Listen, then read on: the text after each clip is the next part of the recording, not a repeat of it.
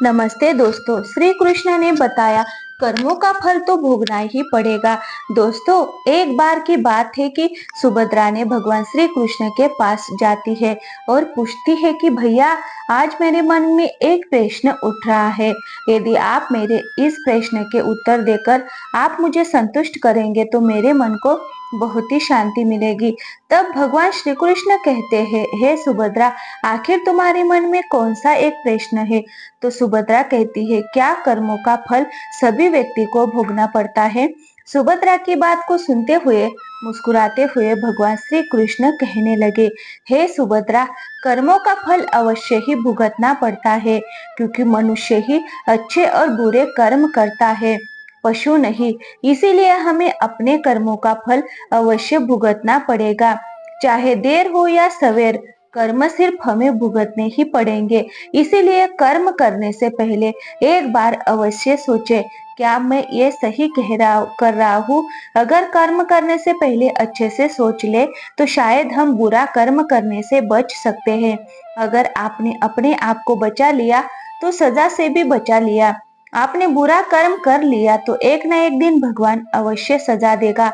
इस जन्म में नहीं तो अगले जन्म में ही कर्मों का फल भोगना पड़ता है। मित्रों, फिर भगवान कृष्ण कहते हैं, हे सुभद्रा, अब मैं तुम्हें तुम्हारे इस प्रश्न के उत्तर एक छोटी सी कहानी के माध्यम से देने वाला हूँ। इस कहानी के माध्यम से तुम अपने इस प्रश्न के उत्तर को ठीक तरह से समझ पाओगे। परंतु मेरी एक शर्त है, जब तक मैं इस कहानी को सुनाऊं तब तक तुम्हें कहानी को ध्यान से सुनना है। तो सुभद्रा कहने लगी, भैया, मैं आपको वचन देती हूँ कि इस कथा को मैं पूरे मन और लगन से सुनूंगी। आप कृपया उस कथा को आराम करें। तो दोस्तों, आप सभी से विनती है कि आप भी इस कथा को पूरा जरूर सुने। इसे आधा अधूरा सुनना पाप माना जाता है। कथा शुरू करने से पहले कमेंट में जय श्री कृष्ण अवश्य लिखे। दोस्तों, मध्य देश में एक मंगलदेव नाम का राजा था। उनके यहाँ बहुत पूजा पाठ और मन्नतें मांगते हुए एक पुत्र का जन्म हुआ था। वह राजा बड़ा ही धर्मात्मा, परोपकारी, न्यायकारी और प्रजा का पालन करने वाला था और भगवान का परम भक्त था। उसने भगवान शिव का एक मंदिर बनवाया था और एक ब्राह्मण को उसने पुजारी के रूप में नियुक्त किया था। वो ब्राह्मण बड़ा ही सदाचारी, धर्मात्मा और संतोषी प्रवृत्ति का था। कभी भी उसने राजा से किसी तरह का कोई याचना नहीं की थी और ना ही उसने कभी राजा से कुछ मांगा था। उस ब्राह्मण के स्वभाव पर राजा बहुत ही प्रसन्न थे। उसे राजा के मंदिर में पूजा पाठ करते हुए करीब 10 साल बीत चुके थे, लेकिन उसने कभी भी राजा से किसी प्रकार की कोई याचना नहीं की थी और ना ही कोई प्रश्न किया था। फिर कुछ साल गुजर जाने के बाद राजा ने अपने बेटे को शिक्षा दीक्षा दिला करके बहुत बड़ा विद्वान बना दिया और बड़ा होने पर उसका विवाह एक राजकन्या के साथ करवा दिया। विवाह करके जिस दिन वह राजकन्या अपने महल में आई, उसी रात में राजकुमारी को नींद नहीं आ रही थी। इसीलिए वो इधर उधर महल में घूमने लगी। जब वो अपने पति के पलंग के पास गई तो क्या देखती है कि एक तलवार वहां पर रखी हुई थी, जिस पर तरह तरह के हीरे और जवाहरात जड़े हुए थे। ऐसी तलवार देख कर के उसे तलवार को देखने की जिज्ञासा उत्पन्न हो गई और वो ऐसा विचार करके उस तलवार को म्यान से बाहर निकाल दिया, जिससे उसकी तेज धार की वजह से चौंक गई, जिससे वह डर के मारे उसके हाथ से तलवार छूट करके नीचे गिर गई, जहां पर राजकुमार सोया हुआ था और उसकी गर्दन पर तलवार जा करके लगी और उसी समय राजकुमार का सिर कट गया और वो तुरंत मर गया। फिर दोस्तों, भगवान श्री कृष्ण कहते हैं कि हे सुभद्रा, राजकन्या अपने पति के मरने का दुख करने लगी, विलाप करने लगी, शोक करने लगी। उसने भगवान से प्रार्थना की, हे प्रभु, मुझसे अचानक ये पाप कैसे हो गया? पति की मृत्यु मेरे ही हाथों हो गई। आप तो जानते ही हैं, लेकिन राजा के सामने मैं सत्य कैसे कहूंगी, क्योंकि मेरे माता पिता और सास ससुर को कलंक लग जाएगा और इस बात पर कोई विश्वास भी नहीं करेगा। किंतु जैसे ही प्रातःकाल हुआ, पुजारी कुएं पर स्नान करने आया था तो राजकन्या उस पुजारी को देखकर देख करके जोर जोर से विलाप करना शुरू कर दिया। हाय, मेरे पति को कोई मार करके यहाँ से भाग गया है, किसी ने मेरे पति को मार डाला है। ये सुन करके सभी लोग वहां पर इकट्ठा हो गए और इतना ही नहीं, वहां पर उस राज्य का राजा भी आ करके उस राजकुमारी से पूछने लगा कि किसने मारा है। फिर रोते हुए राजकुमारी कहने लगी कि मैं जानती तो नहीं कि वो कौन था, लेकिन उसे भगवान शिव के मंदिर में जाते हुए हमने देखा है।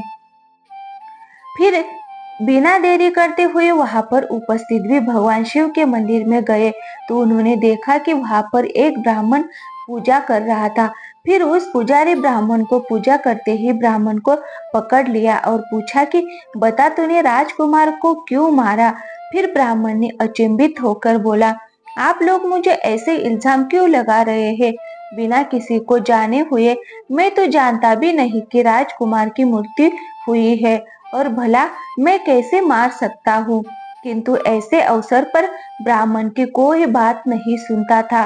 कोई कुछ कहता तो कोई कुछ कहता। फिर भगवान श्री कृष्ण ने सुभद्रा से कहा, हे सुभद्रा, उस राजा के दिल में ये विचार बार बार आ रहा था कि ये ब्राह्मण पूरी तरह से निर्दोष है, उसने कोई पाप नहीं किया है। लेकिन लोगों के कहने पर राजा ने उस ब्राह्मण से कहा, हे ब्राह्मण, मैं तुम्हें दंड तो नहीं दूंगा, लेकिन जिस हाथ से तुमने मेरे पुत्र को तलवार से मारा है, उस हाथ को मैं काटने का आदेश देता हूँ। इतना कहकर राजा ने उसका हाथ कटवा दिया। फिर इस सारी घटनाओं पर वह ब्राह्मण बड़ा दुखी हुआ और उस राजा को अधर्मी मान करके उसके देश को छोड़ने का विचार करके वहां से चला गया। उसके बाद वह खोजने लगा कि अगर कोई विद्वान ज्योतिष मिल जाए जो बिना किसी अपराध के मेरा जो हाथ कटा है उसके कटने का मैं उसे कारण पूछ लूंगा। तब किसी ने उससे कहा कि काशी में एक बड़े ही विद्वान ज्योतिष रहते हैं और वह तुम्हारे सभी प्रश्नों का उत्तर दे देंगे। इतना सुन करके वो ब्राह्मण काशी में चला गया और उसके ज्योतिष के घर को ढूंढते हुए भटक रहे थे। तभी एक आदमी ने उस ज्योतिष के घर का पता बता दिया तो वह ब्राह्मण उनके घर पहुंच गया। दोस्तों, भगवान श्री कृष्ण कहते हैं कि हे सुभद्रा, ज्योतिष उस समय कहीं बाहर गया हुआ था। उसने जो ज्योतिष की पत्नी थी उससे पूछा कि माताजी, आपके पति महाराज कहाँ गए हैं। ब्राह्मण की बात को सुनकर के ज्योतिष की पत्नी भड़क गई और अपने पति के बारे में बड़े ही दुर्वचन बोलने लगी, जिससे उस ब्राह्मण का अपमान भी किया। जिसको सुन करके वह ब्राह्मण बड़ा हैरान हो गया और मन ही मन कहने लगा, मैं तो अपना हाथ कटने का कारण पूछने आया था, लेकिन अब तो मैं इसका हाल पहले पूछूंगा।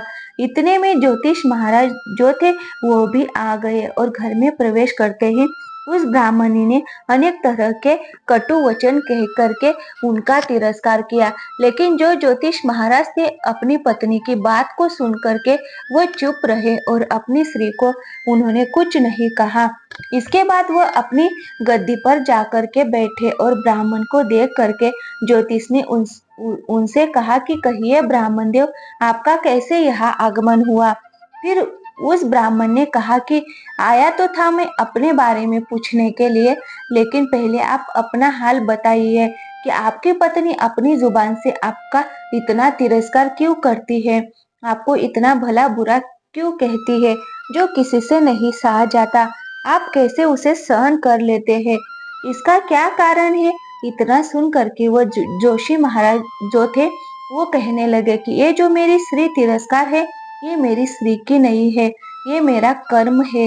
दुनिया में जिसको भी देखो भाई, पुत्र शिष्य से माता पिता गुरु जो भी संबंधित है, कुछ भी है, कोई भी रिश्ता है, सब अपना ही कर्म है। ये श्री पत्नी नहीं, मेरा किया हुआ कुकर्म है और ये बिना भोगे कटेगा भी नहीं। ना ही अपने किए हुए जो कुछ भी शुभ या अशुभ कर्म होते हैं उन्हें नित्य रूप से ही भोगने पड़ते हैं, और बिना भोगे तो सैकड़ों करोड़ों सालों से गुजरने पर भी कर्म नहीं छूटता।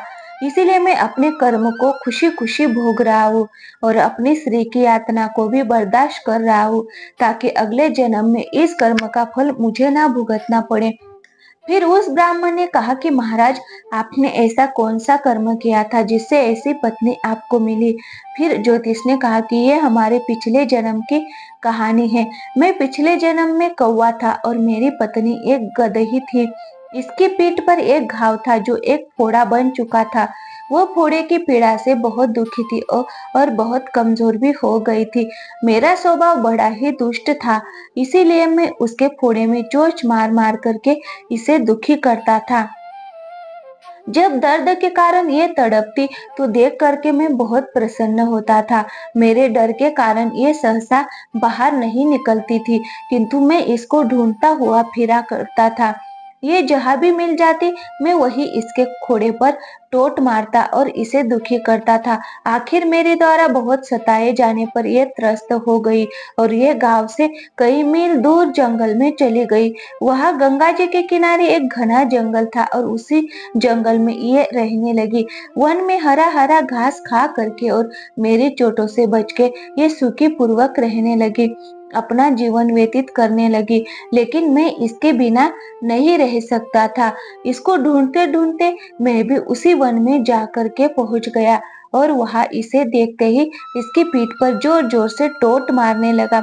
अचानक ही मेरी चोट इस इसकी रीढ़ की हड्डी में चुभ गई, जो बाहर नहीं निकला। मैंने अनेक प्रयास किए लेकिन फिर भी चोट नहीं निकल सकी।